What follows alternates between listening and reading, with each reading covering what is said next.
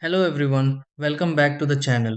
If your Fisher Pickle appliance is showing a 105 error code, normal operation may stop and the machine might not complete its cycle as expected.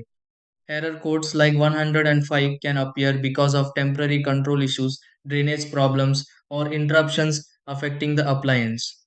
Since several factors can lead to this message, it's a good idea to perform some basic troubleshooting before moving on to more advanced repairs.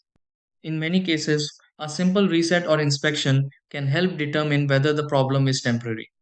In this video, I'll walk you through several easy steps that may help clear the 105 error on your Fisher Pickle appliance. Try these. Step 1. Note the 105 error shown on the Fisher Paykel appliance and stop the current cycle. Step 2. Turn off the Fisher Paykel appliance and disconnect it from the power supply. Step 3. Leave the Fisher Paykel appliance powered off briefly to allow the controls to reset.